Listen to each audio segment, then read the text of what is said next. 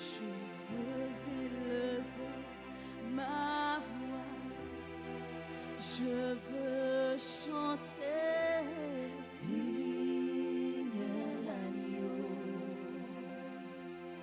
ah mon Dieu, mon Sauveur, mon Seigneur et mon roi. Digne est l'agneau, je veux élever ma voix, je veux chanter. Digne est l'agneau,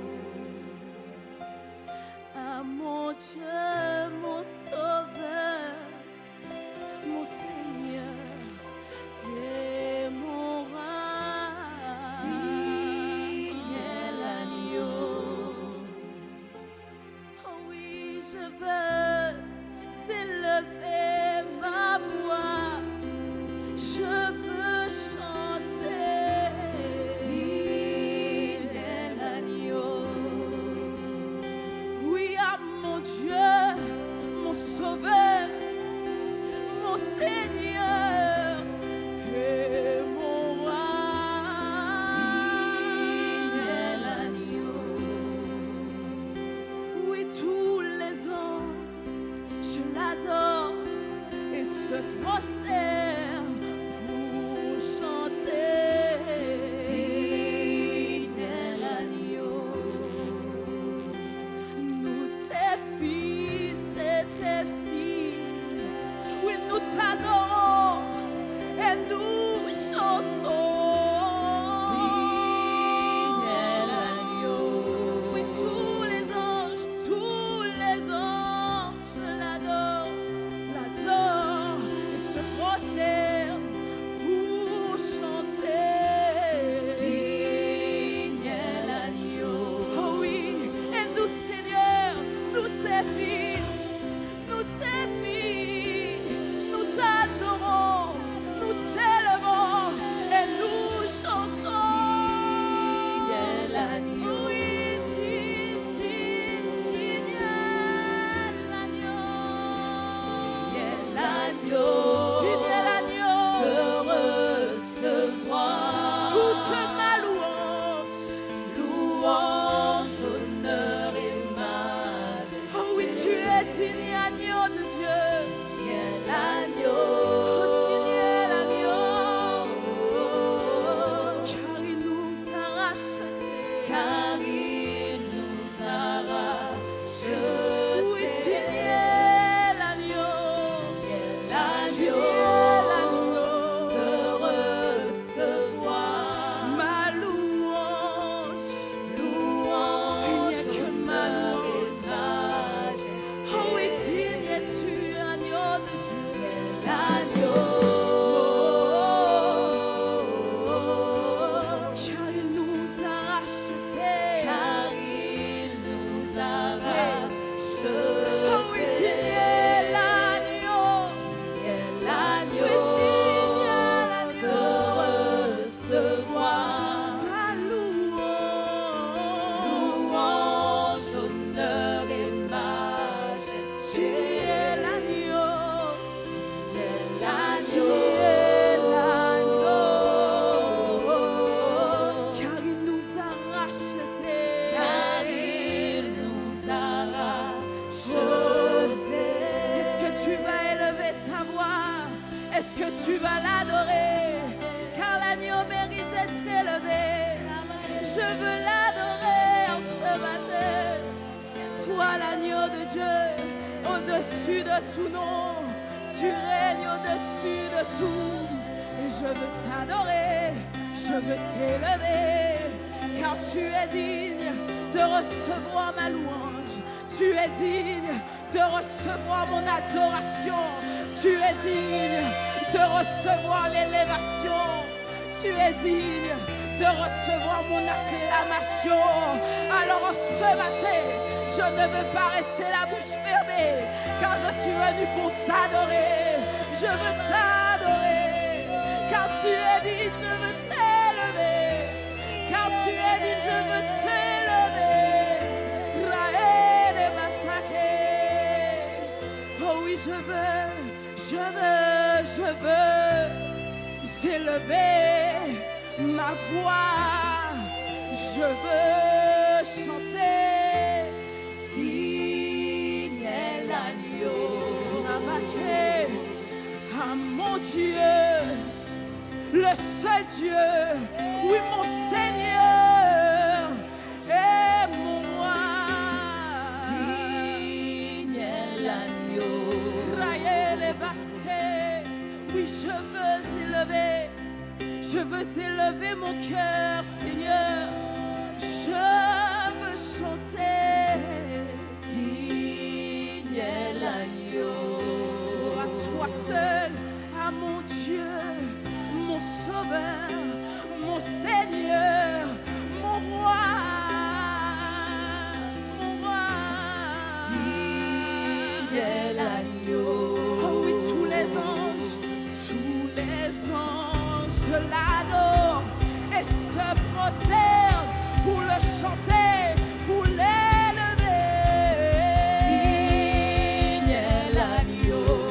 Oh oui, nous tes fils, nous tes filles, nous les adorateurs, nous t'adorons et nous chantons. Digne est l'agneau. Oh oui, digne est l'agneau. Digne est l'agneau.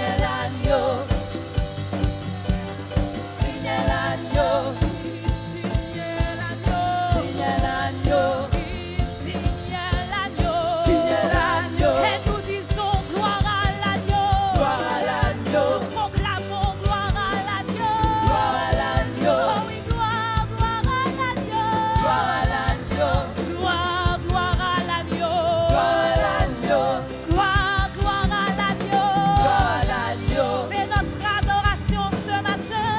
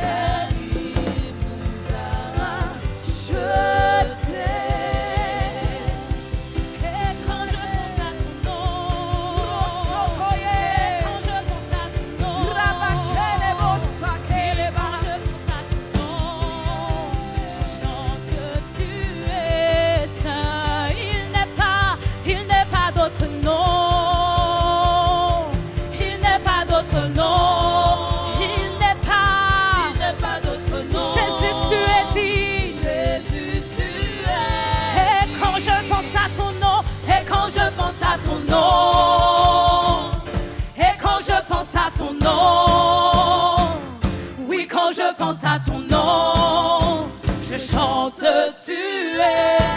Il n'est pas d'autre nom, il n'est pas d'autre nom que le nom de Jésus. Il n'est pas d'autre nom que le nom de Jésus. Il n'est pas d'autre nom. Jésus, tu es dit. Jésus, tu es. Et quand je pense à ton nom, et quand je pense à ton nom, oh, quand je pense à ton nom, Seigneur. Et quand je pense à ton nom, et quand je pense à ton nom, Seigneur. Et quand je pense à ton nom, je chante, tu es seul. Je chante, tu es. Oh, il n'est pas d'autre nom. Il n'est pas d'autre nom que le nom de Jésus. Il n'est pas d'autre nom que le nom de Jésus. Il n'est pas d'autre nom. Jésus, tu es dit. Jésus, tu es.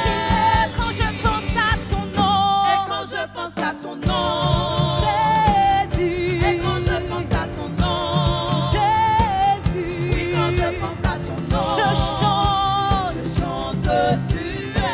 Oh, il n'est pas d'autre nom. Il n'est pas d'autre nom. Il n'est pas d'autre nom. Il n'est pas d'autre nom. Il n'est pas d'autre nom. Il n'est pas d'autre nom. Jésus, tu es dit. Jésus, tu es. Seigneur, et quand je pense à ton nom, quand je pense à ton nom, et quand je pense à ton nom, quand je pense à ton nom, oui, quand je pense à ton nom, Jésus, Jésus, je chante, tu es. Il n'est pas d'autre nom. Il n'est pas d'autre nom. Il n'est pas d'autre nom. Il n'est pas d'autre nom. Il n'est pas d'autre nom. Il n'est pas d'autre nom. Jésus, tu es dit. Jésus, tu es dit. Oui, Seigneur, nous voulons te donner la gloire. Il n'y a aucun nom. Tu es le seul nom au-dessus de tous les noms. Le nom qui règne, le Yeshua, Jésus, par lequel nous les fidèles, nous avons été rachetés.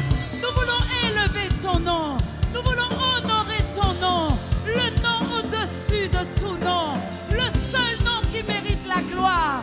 Le seul nom qui mérite l'honneur. Le seul nom qui mérite d'être élevé.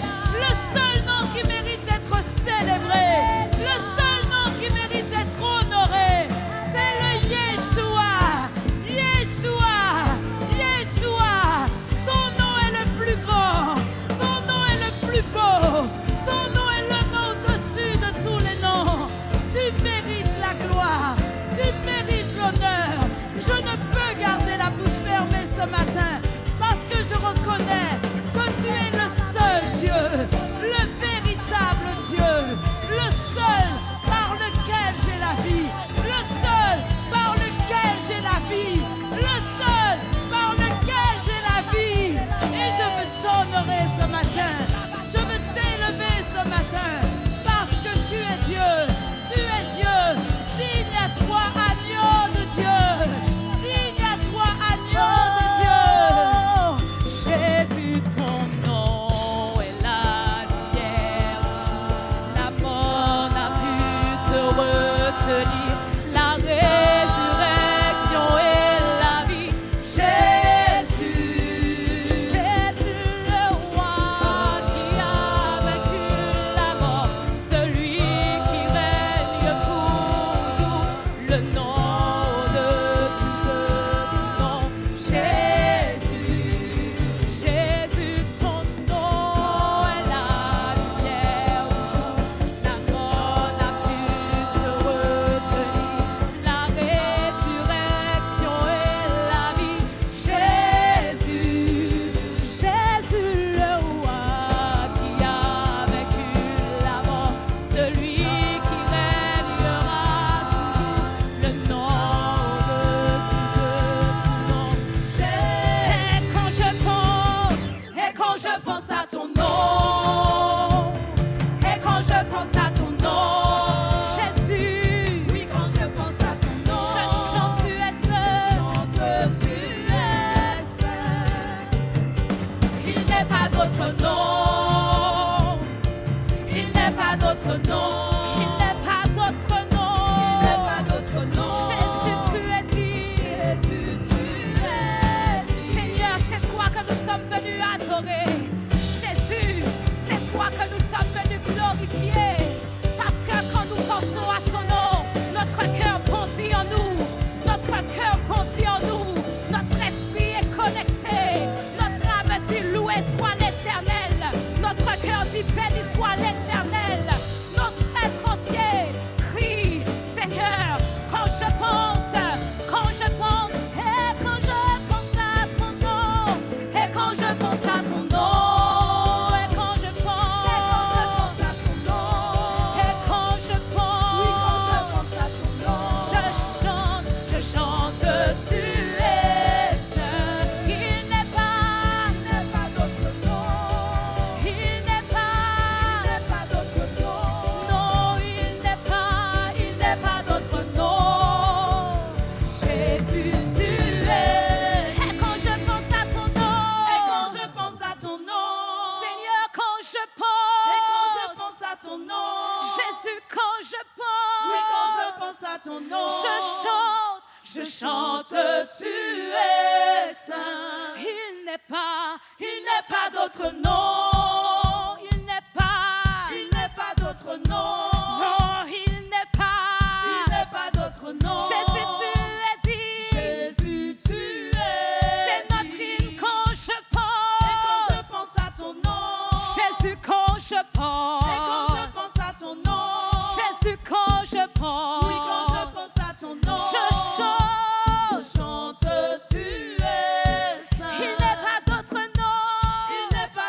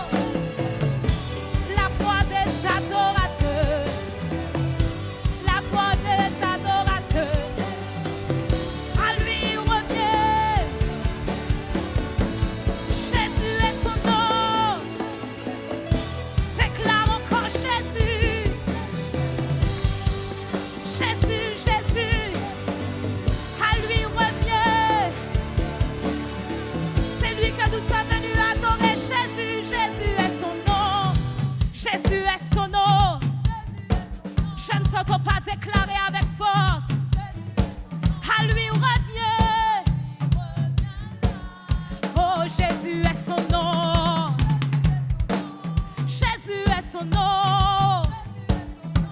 Jésus est son nom. À lui revient. Avec les anges, nous déclarons Jésus est son nom. Jésus est son nom. Jésus est son nom. À lui revient. Oh, Jésus est son nom. Jésus est son nom. Jésus est son nom. Jésus est son nom. Jésus est son nom. Jésus est son nom. À lui revient. Reviens là. Déclarons Jésus. Jésus est son nom. Jésus est son nom. Jésus est son nom. Jésus est son nom. Jésus est son nom. À lui revient. Reviens là, gloire. Puissant est son nom. Puissant est son nom. Puissant est son nom. Puissant est son nom. Puissant est son nom. Puissant est son nom. À lui revient. Reviens là, gloire. Puissant est son nom. Puissant est son nom. Puissant est son nom. Puissant est son nom. Puissant est son nom. Puissant est son nom. À lui revient. Reviens là, gloire. Puissant est son nom. Puissant est son nom. Puissant est son nom. Puissant est son nom. Puissant est son nom. Puissant est son nom. À lui revient la gloire. Oh oui, Seigneur, ce matin, quelle joie de pouvoir t'honorer. Nous marchons, Seigneur, dans ce chemin où tu nous emmènes. Et nous savons que nous pouvons compter sur ta fidélité sans pareil. Et c'est pour cela que ce matin, nous sommes venus avec des cœurs préparés. Nous sommes venus avec des terres qui sont assoiffées pour t'adorer, pour t'adorer, pour t'adorer. Ce matin, tes adorateurs se sont mis en mouvement parce que nous reconnaissons que tu es Dieu. Rabaye, le, yes, satabaye. Rabaye, le, katabaye. Et avec la musique, et avec les instruments, et avec les anges, nous voulons prier, nous voulons adorer, nous voulons élever le nom de celui qui est au-dessus de tous les noms. Rababaye, rabaye,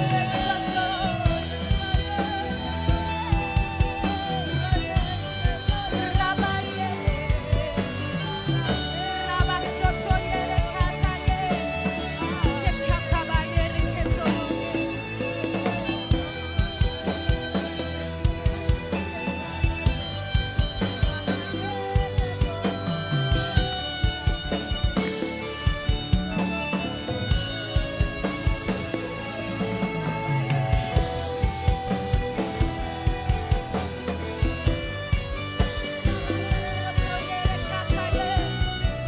Je ne me lasserai jamais, je ne me lasserai jamais d'adorer celui qui a le nom au-dessus de tous les noms. Rabasotoye, le katabaye, robosadaye, le ketoye, le kata, roboshabaye, rosoto.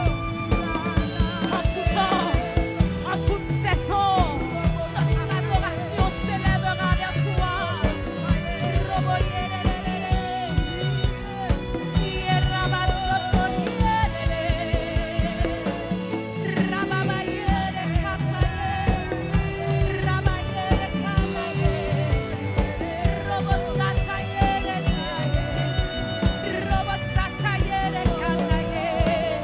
Nous venons, Seigneur, tout juste d'entrer dans ta présence encore, tout juste de passer à un niveau supérieur.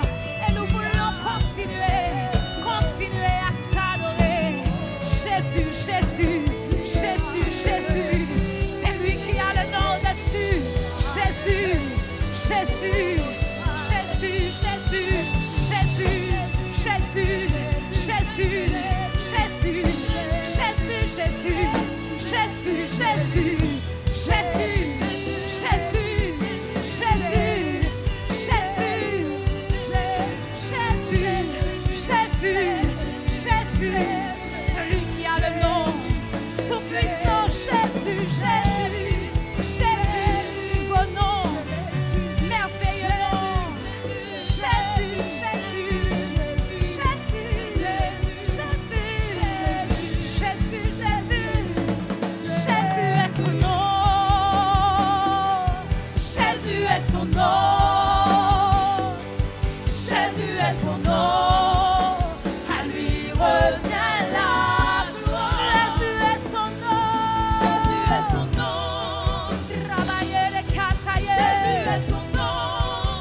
Robo Sataye.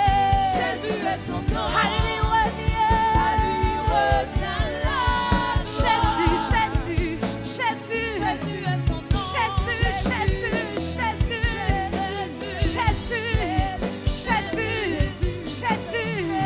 Jésus, Jésus. Nous t'adorons. Jésus, Jésus, Jésus, Jésus,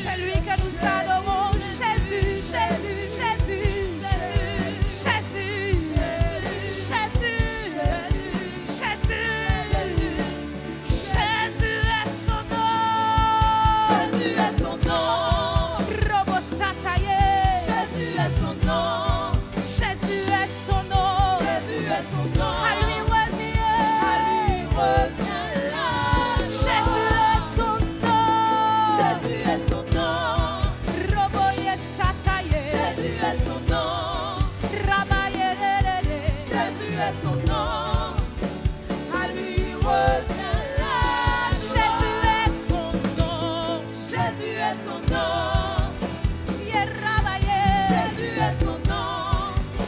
Jésus est son nom. Jésus est son nom, À lui revient. à lui revient la gloire. Jésus est son nom. Jésus est son nom, Jésus est son nom.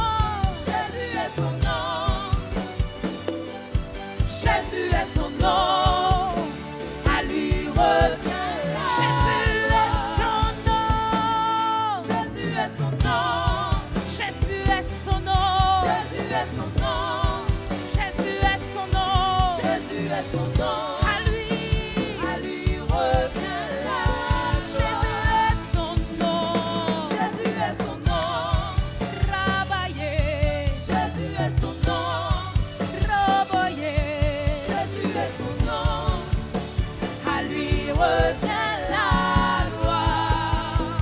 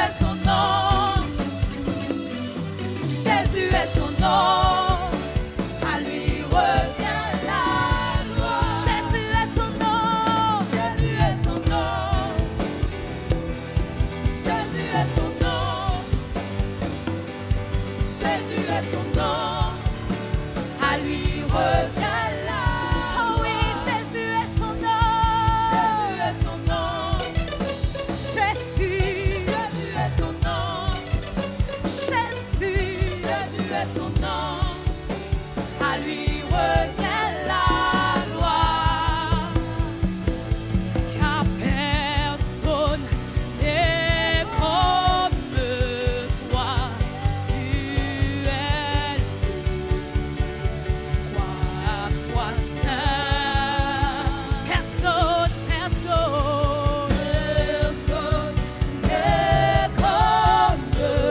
toi, tu es le Dieu, trois fois saint. Personne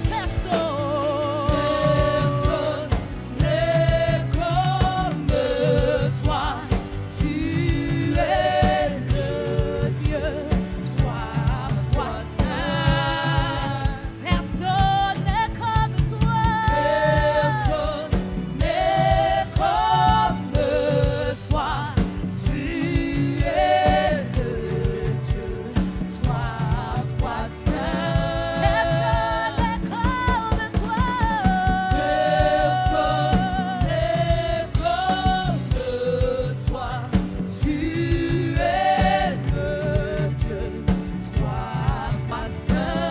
Personne n'est comme toi. Personne n'est comme toi, tu es le Dieu, trois fois saint. Oh, Jésus est son nom, Jésus est son nom, Jésus. Jésus est son nom. Oh oui, Jésus. Jésus est son nom. À lui revient la car personne n'est comme lui. Jésus est son nom. Jésus est son nom. Jésus. Jésus est son nom. Jésus. Jésus est son nom. À lui revient la gloire. Personne n'est comme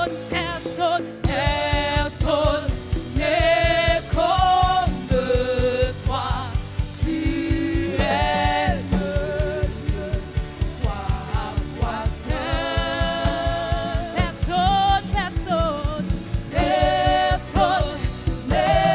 n'est comme toi. Tu es le Dieu, trois fois saint. Personne n'est comme toi. Personne n'est comme Jésus. Toi. Tu es le Dieu, trois fois saint. Personne n'est comme toi. Personne n'est comme toi. Tu es le Dieu, trois fois saint. Personne n'est comme toi. Personne n'est comme toi. Tu es le Dieu, trois fois saint. Personne n'est comme toi. Personne n'est comme tu es le Dieu, trois fois saint. Jésus est son nom. Jésus est son nom. Oh oui, Jésus est son nom. À lui revient la gloire. Jésus est son nom. Jésus est son nom. Jésus est son nom. Jésus est son nom. À lui revient la proclamons Jésus est son nom. Jésus est son nom. Jésus est son nom. À lui revient la gloire. Jésus est son nom. Jésus est son nom. Jésus est son nom. À lui revient la gloire.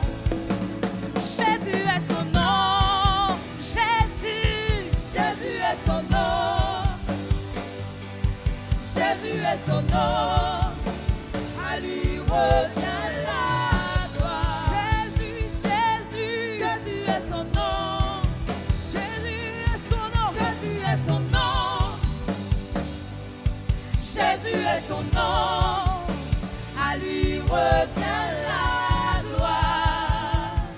Le nom de Jésus, plus haut que tous les noms.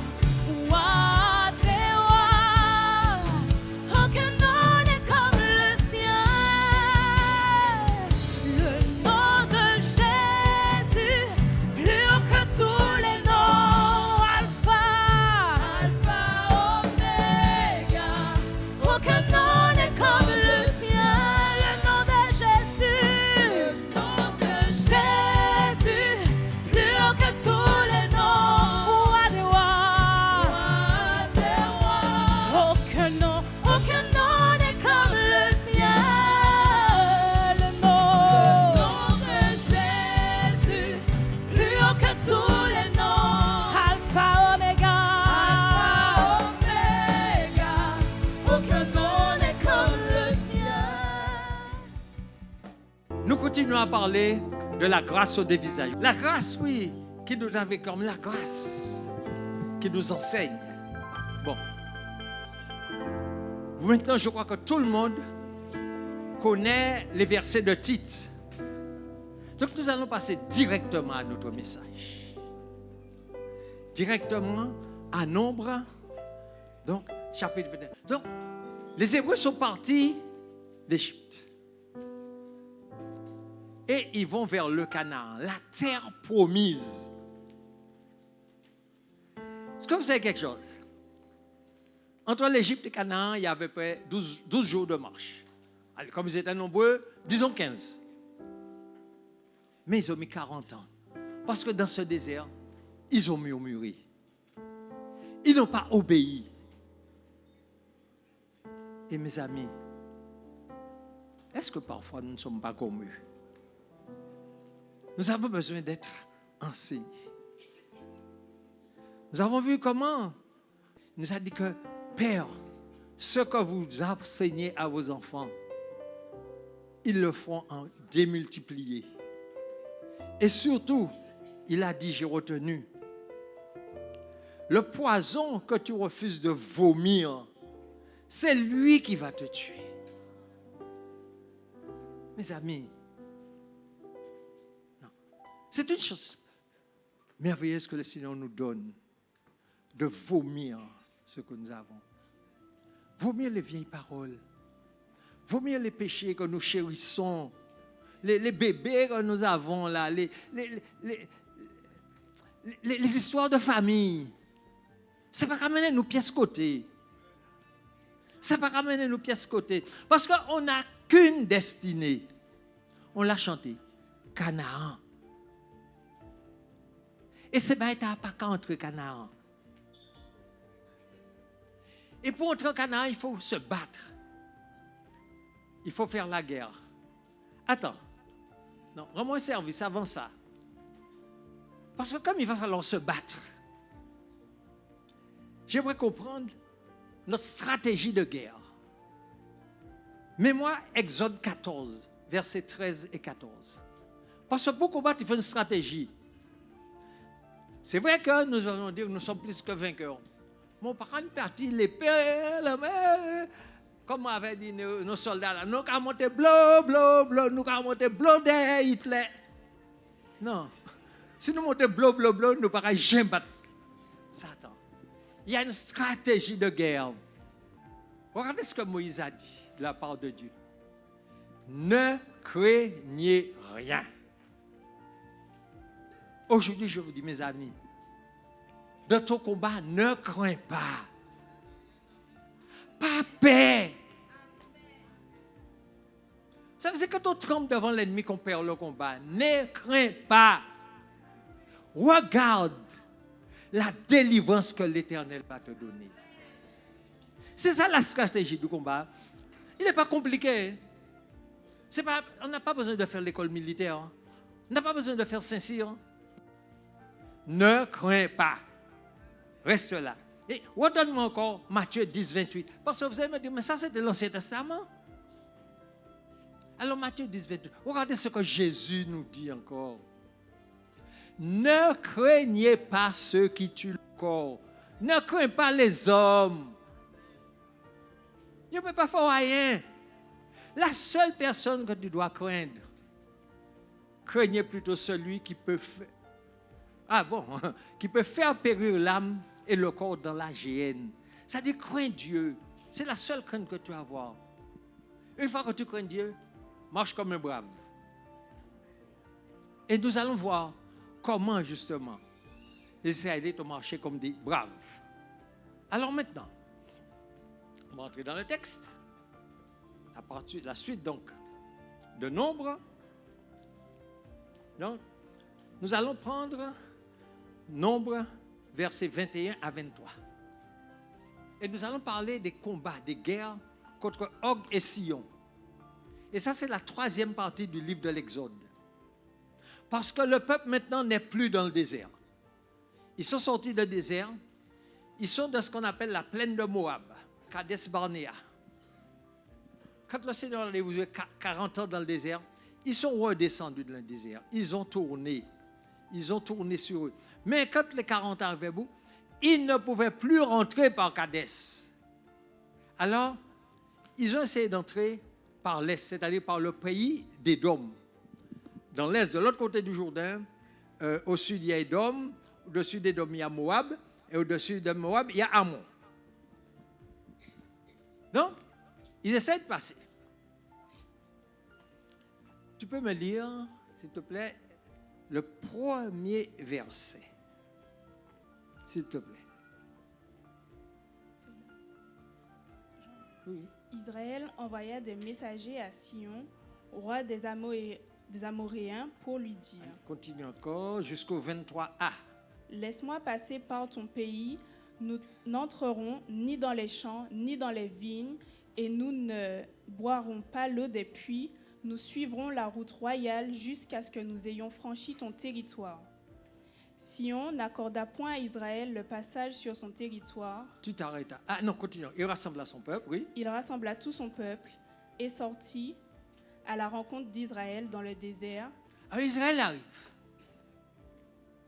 Vous me dites, mais Sion, c'est qui m'y. J'ai dit Édom, j'ai dit Moab, j'ai dit Ammon, mais Sion, c'est qui? Eh bien, Sion, c'est un roi amoréen, des ennemis. C'est un gars qui est sorti du côté de Ur par là, il est passé par la Syrie, et il est venu attaquer Moab. Et il a pris une partie du territoire de Moab. Pensez à ça. Partie du territoire de Moab, au nord du territoire de Moab, donc en dessous d'Ammon. Parce que j'ai dit, il y avait Moab, Ammon, donc il a pris la partie nord de Moab. Et puis dites comme moi, toute chose concourt au bien de ceux qui aiment Dieu. Non, répétez-le. Je vais vous expliquer. Toute chose concourt au bien de ceux qui aiment Dieu. Et vous allez comprendre pourquoi. Donc, il demande à Sion de traverser son territoire. Et là, Sion lui dit non. Et il y a une espèce de shift qui s'est fait dans la tête des Israéliens. Ils se sont souvenus. Mais nous avons vécu comme ça. Tu peux m'afficher verset 20, chapitre 20 à partir du verset 14. De Kadès, Moïse envoya des messagers au roi d'Édom pour lui dire: Ainsi parle ton frère Israël. Tu sais toutes les souffrances que nous avons éprouvées. Nos pères descendirent en Égypte et nous y demeurâmes longtemps. Mais les Égyptiens nous ont maltraités, nous et nos pères. Nous avons crié à l'Éternel et il a entendu notre voix. Il a envoyé un ange et nous a fait sortir de l'Égypte. Et voici, nous sommes à Kadès, ville à l'extrémité de ton territoire. Laisse-nous passer par ton pays, nous ne traverserons ni les champs, ni les vignes, et nous ne boirons pas l'eau des puits.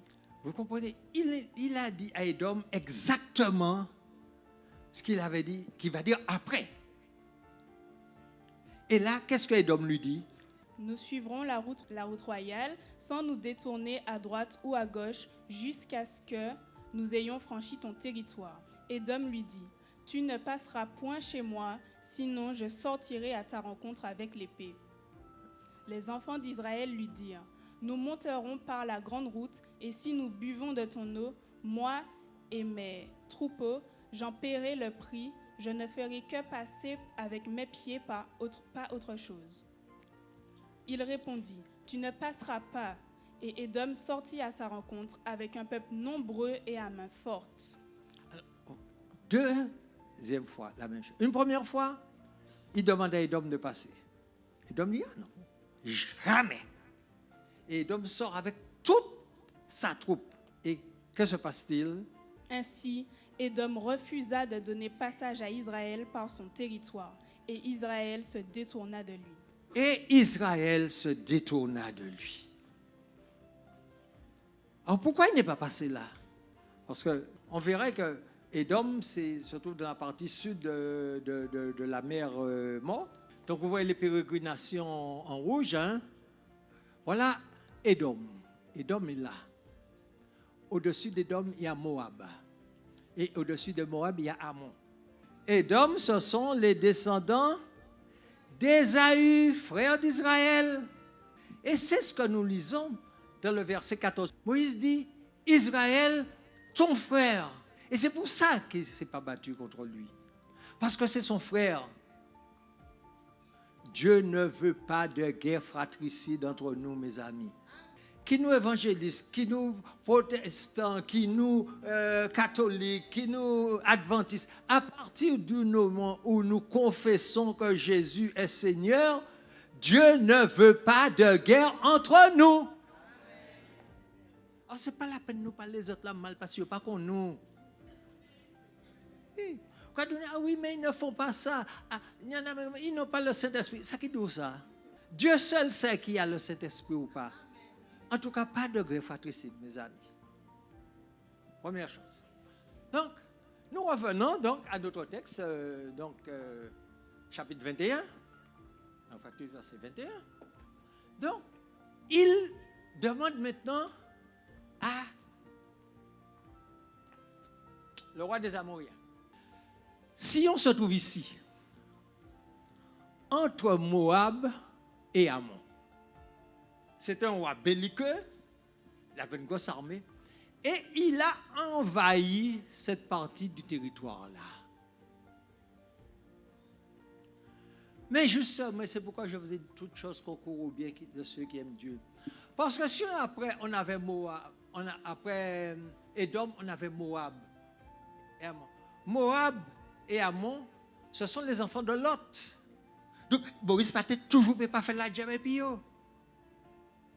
Donc, il a été obligé de monter tout en haut pour redescendre. Mais Dieu avait déjà prévu ça depuis de longues années. Donc, il avait fait envoyer Sion envahir là.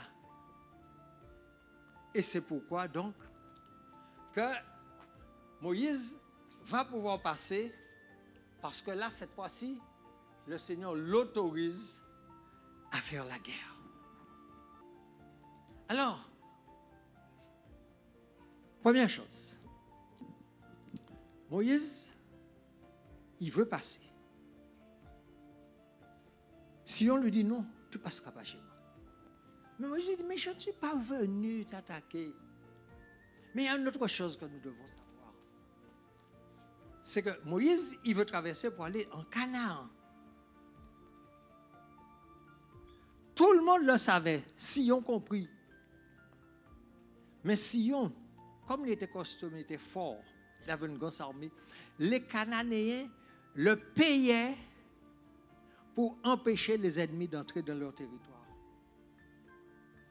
Donc, il est en train de dire, Moïse, je ne peux pas te laisser aller battre les gars qui me payent.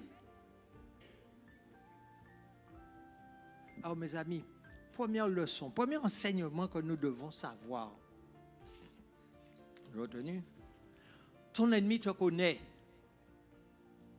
Il connaît ta destinée. Il connaît les projets que Dieu a formés sur toi. Et il va tout faire pour t'empêcher de réussir. Premier enseignement que nous devons donner. Mais, toi aussi, ta discipline, connais-toi toi-même. connais ton Dieu. Connais les projets de ton Dieu pour toi. Parce qu'en dépit des obstacles, Dieu va tout faire, lui, à son tour, pour que ça réussisse. Alors, va jusqu'au bout de ta démarche. Ce n'est pas parce que tu es tombé sur un petit obstacle, un petit peu tes pieds, tu te dis, ah, j'arrête. Trop de chrétiens abandonnent le combat avant même qu'il n'ait commencé. Bats-toi. Ton Dieu veut te donner de l'avenir, de l'expérience. Il est là, ton Dieu est là avec toi. Mais il faut que tu te battes. Désolé, Dieu a horreur de finir.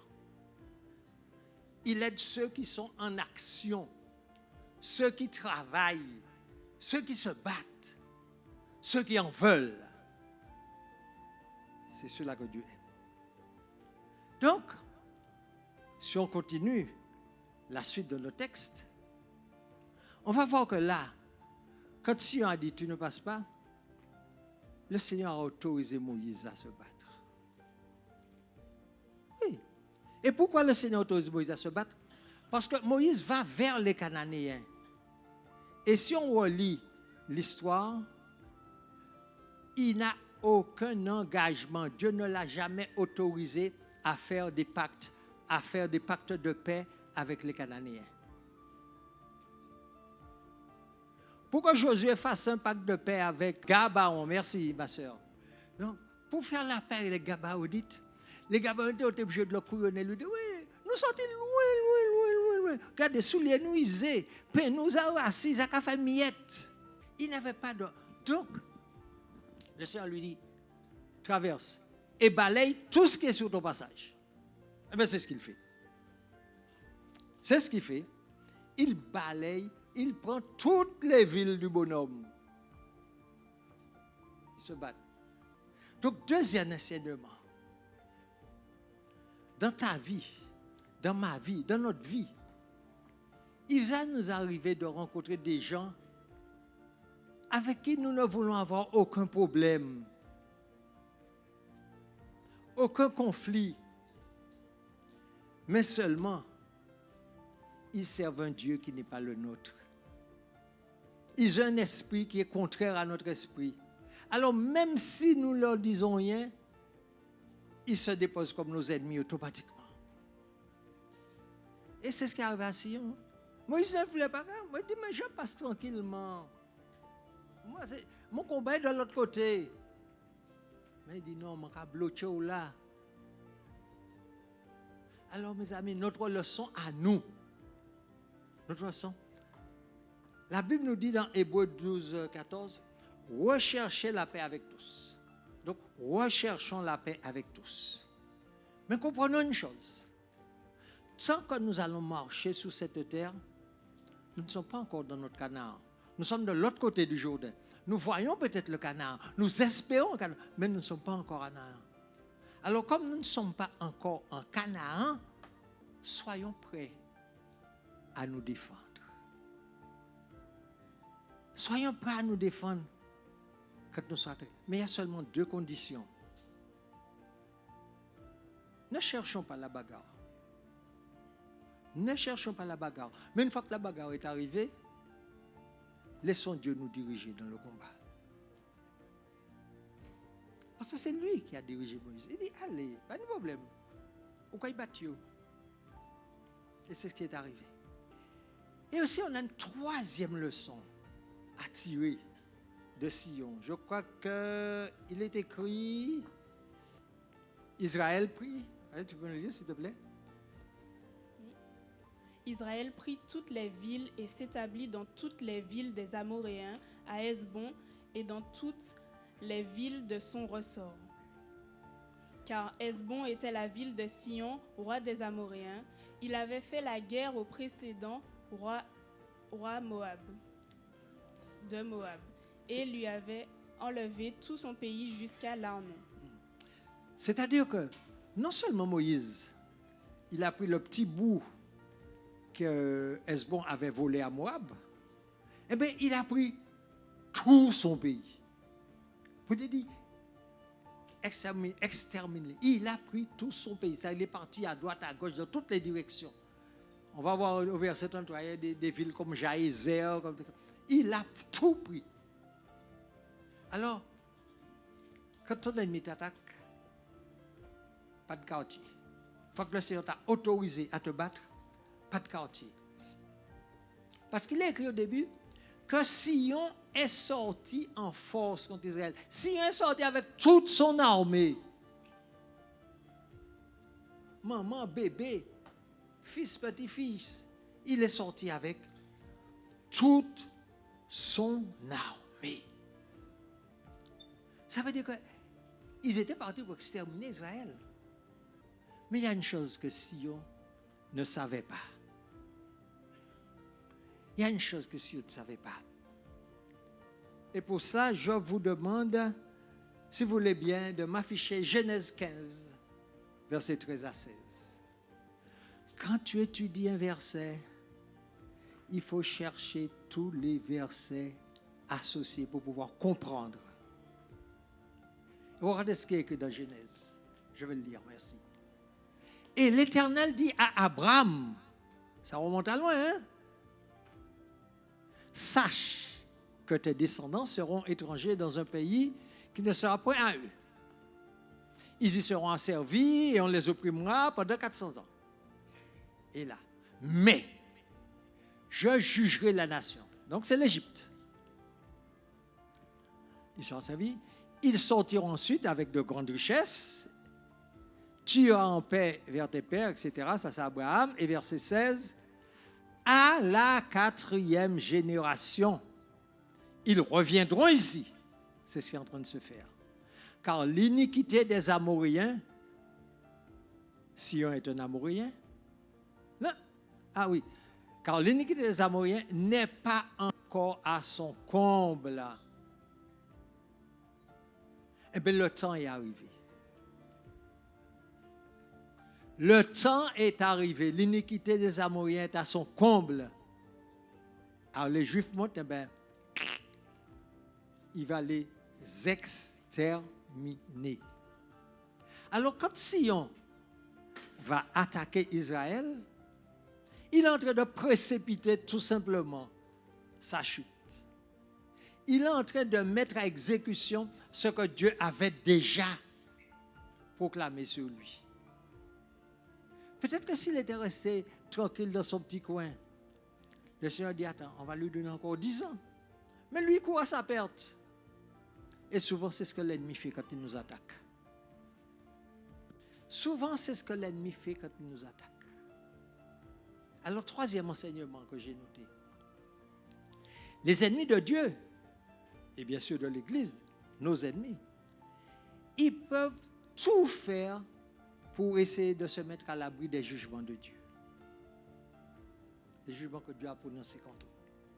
Mais, toutes ces précautions sont vaines quand arrive l'échéance. Quand arrive le jour où Dieu a décidé de les faire tomber. Et ce qui est plus grave, ils vont mourir suivant leur propre intuition. Regarde, en nous fait ça, ils vont tomber dans la gueule du loup. Alors mon ami, n'aie pas peur. Dieu a déjà prévu la défaite de ton ennemi. Laisse-le aller tomber lui-même dans la gueule du loup. Après, tu vois le truc? Il y a un proverbe qui dit, Dieu n'est pas capable de gorgette sans coup de pied. Or, Dieu va lui donner la gorgette et toi, tu n'auras qu'à le pousser dans le trou. Alors, mais la discipline, parce que ça ne se fait pas comme ça, hein? La discipline. Dieu nous a fait connaître le mystère de sa volonté. Est-ce que nous sommes d'accord? Selon le bienveillant dessein qu'il a formé lui-même pour le mettre à exécution dans les temps qui seront accomplis. Alors notre rôle, discernons ce mystère. Il nous a fait connaître, mais discernons, reconnaissons que c'est la volonté de Dieu. Et vous savez où c'est écrit là? C'est là-dedans que c'est écrit. Alors il nous faut l'étudier, mes amis.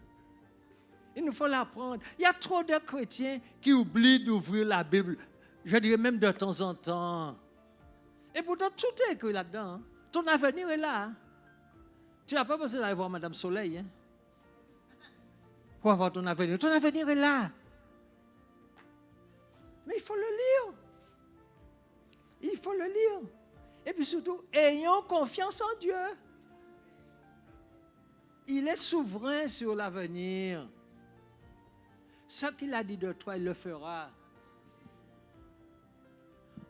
On capitule. Mais, non, il faut comprendre quand même que l'ennemi qui combat contre toi, ce n'est pas un idiot. Donc, il va se battre. Il va tirer des coups. Donc, automatiquement, hein, quand on se bat, moi, je ne sais pas si vous êtes comme moi, on donne des coups, mais on prend des coups. Ah. Dans un combat, on prend des coups et on donne des coups. Il n'y a qu'une seule chose. C'est celui qui reste debout qui a gagné. Et tu as cette assurance qu'avec ton Dieu, c'est toi qui vas rester debout. Mais il faut se battre. Il faut se battre. On a vu Sion, on va voir Og. Je veux me lire rapidement les versets 33 à 35. Og, qu'est-ce qu'il a fait? Ils changèrent ensuite de direction et montèrent par le chemin de Basan. Og, roi de Basan, sortit à leur rencontre avec tout son peuple pour les combattre à Édréi. L'Éternel dit à Moïse, « Ne le crains point, car je le livre entre tes mains, lui et tout son peuple et son pays. Tu le traiteras comme tu as traité Sion, roi des Amoréens, qui habitait à Hesbon. » L'Éternel lui dit, qu'est-ce que l'Éternel dit à Moïse? Papa yo, ils ne peuvent rien te faire, c'est moi qui dirige le combat. N'aie pas peur. Et bien sûr, Moïse l'a battu à plat de couture. C'est pourquoi, mes amis, il nous faut toujours obéir aux ordres de Dieu. Dieu te dit ça, tu ne comprends pas. Obéis quand même. Nous sommes trop cartésiens maintenant. Nous voulons savoir qu'est-ce qu'il y a. Oui, mais tu me dis ça. Mais pourquoi? Et si je fais ça? Non. Dieu, c'est je te dis, obéis. Tu comprendras après. Et voilà. Et Og a été battu à plate couture. Alors, mes amis, la discipline, parce que c'est toujours ça qui m'intéresse, la discipline. Il nous faut avoir toujours en tête la bonne attitude. N'ayez pas peur. N'ayez pas peur de ceux qui peuvent tuer seulement le corps, mais ils ne peuvent pas envoyer le corps et l'âme dans la géhenne. N'ayez pas peur. Mais, mes amis, pour rester comme ça, ne faisons aucun pacte avec l'ennemi. Ne fais aucun pacte avec ton ennemi. C'est comme ça. Parce que si tu fais des pactes avec lui, tu n'auras jamais de répit. Voilà les leçons que nous pouvons tirer du combat contre Sion et Og. Mais maintenant, je préfère cette partie-là. La leçon dans la leçon. Je vous ai dit au départ que ça se passe dans la plaine de Moab. Ça n'est plus dans le désert. C'est-à-dire que le combat a changé de visage. Dans le désert, oui, ils se sont battus. Mais c'était des combats défensifs. On les attaquait, ils étaient obligés de se défendre. Quand ils vont entrer dans le pays, de l'autre côté du Jourdain, ce seront des combats offensifs. C'est-à-dire là, ils attaquent pour prendre. Mais là, c'est une espèce de combat hybride. Un combat dont ils n'ont pas voulu, mais quand même, ils sont obligés de le faire. Donc, ça a changé du combat du désert. Ils sont obligés de le faire. Pourtant, ils n'en voulaient pas, mais ils sont obligés de le faire. Mais, il y a autre chose. Dans le désert, non seulement Dieu, quand on voit l'affaire d'Amalek, Dieu, mais ils n'ont rien pris à Amalek, ils sont juste contentés de battre. Mais là, alors qu'ils ne voulaient pas le combat, eh bien, ils récupèrent toutes les villes, tout le territoire, toutes les richesses. Subitement, ils deviennent riches. Et on va voir qu'il y a deux tribus et demie, qui vont s'installer dans toutes ces terres-là qu'ils ont gagnées sur Sion et sur Og. Mais c'est là, je vous dis, le combat dans le combat. Alors que Dieu nous a vendus vainqueurs. Mais le Seigneur ne leur avait jamais dit de prendre ce pays-là. Ils étaient en chemin pour Canaan. Ils n'étaient pas en chemin pour l'autre côté du fleuve. Et c'est un piège. Je vais vous expliquer pourquoi c'est un piège. Les plaines de Moab, pour nous, c'est comme un peu comme ce monde. Le Seigneur nous donne des victoires dans ce monde. Alors nous installons dedans. Nous installons de la fortune du monde. Nous installons des choses. Oui, nous sommes riches. Nous sommes, ah, mon Dieu m'a béni. Et on se contente justement de chercher uniquement les bénédictions de ce monde. Nous oublions que la vraie bénédiction se trouve de l'autre côté. Se trouve de l'autre côté. Alors moi, j'ai tiré un enseignement de cet enseignement.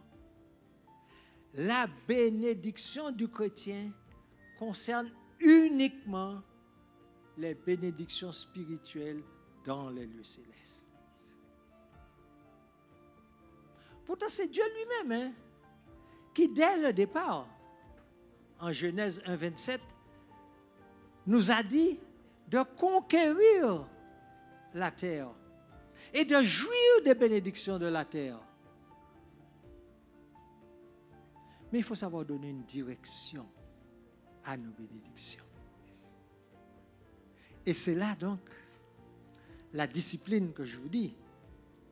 Colossiens 3, versets 1 et 2 nous dit: si donc vous êtes ressuscités avec Christ, cherchez les choses d'en haut, où Christ est assis à la droite de Dieu.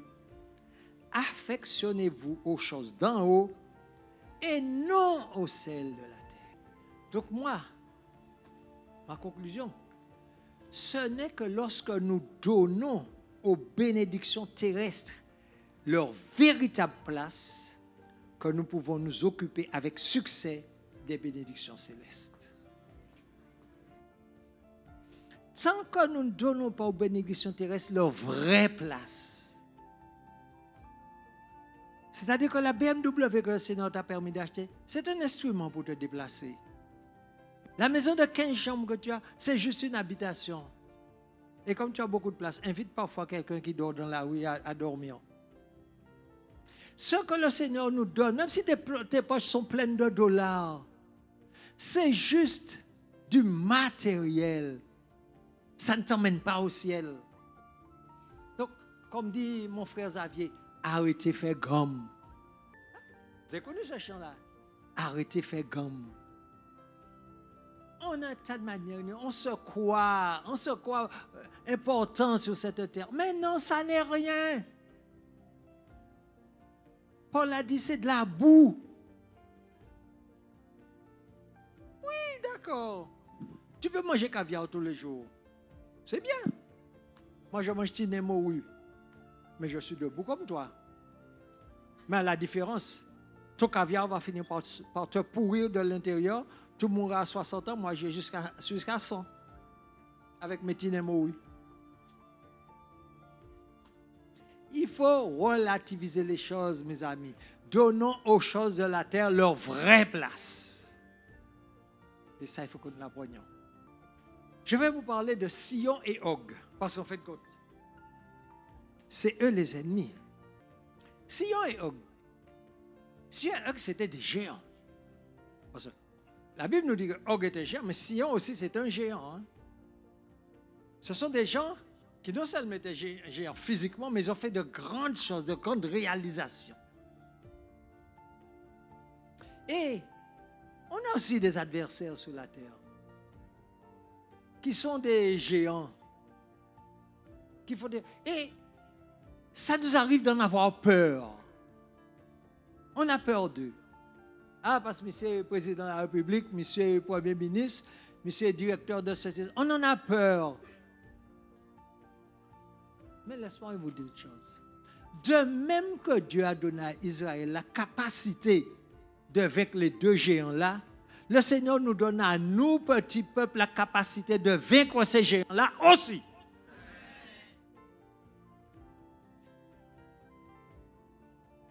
Mais il nous faut le croire. On a la capacité de les vaincre aussi. Parce que Og et Sion, qu'est-ce qu'ils représentent? Ils représentent les incrédules, les non-croyants, les orgueilleux. Ceux qui ont les bénédictions par le pouvoir de leur chair, par leur force. Ils n'ont aucune reconnaissance envers Dieu. Ils ne s'occupent que d'autopromotion. On s'occupe de notre autopromotion, de l'image de soi-même. Mais regardez leurs soucis. Parce qu'il y a même des gens qui disent que Sion et Og étaient frères. Mais là, Sion prend fait, Og va y un coup de main. Parce que ces gens-là, ils se bouffent entre eux. Ils se bouffent entre eux. Ils ne s'entraident pas. Mais c'est parce que Dieu veut pour nous. Dieu veut que nous soyons solidaires. Alors la leçon que je tire de cette partie du livre des Nombres que je viens de lire, 2 leçons. Ce livre va nous apprendre à être exactement le contraire des modèles de Sion et Og. Dieu veut que nous soyons exactement le contraire. Et Dieu veut aussi nous montrer au travers de ce livre les dangers que les bénédictions terrestres nous réservent si nous ne savons pas les maîtriser. 6e enseignement.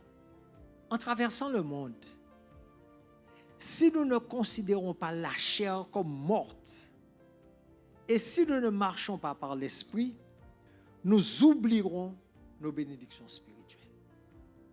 Je répète ça parce que en traversant le monde, si nous ne considérons pas la chair comme morte et si nous ne marchons pas par l'esprit, nous oublierons nos bénédictions spirituelles. En conséquence, nous rechercherons notre propre honneur et les plaisirs associés aux bénédictions terrestres. Alors mes frères, mes sœurs, le sens spirituel de ce voyage vers Canaan, parce qu'on arrive au bout là, ils vont entrer dans Canaan. La leçon spirituelle que nous devons tirer, c'est quoi? C'est qu'en traversant le monde, en traversant le monde, nous devons apprendre à nous connaître nous-mêmes. Oui, il nous faut apprendre à nous connaître nous-mêmes. Parce que nous ne sommes pas meilleurs que tous ces gars-là que je suis en train de critiquer. Nous avons fait ces mêmes bails-là. Apprenons à nous connaître nous-mêmes. Mais apprenons aussi à découvrir la fidélité de Dieu au travers de Jésus-Christ. Alors apprenons à marcher par la puissance de l'esprit et non par la chair. Ça sera ma conclusion. Merci. Elle est éternelle.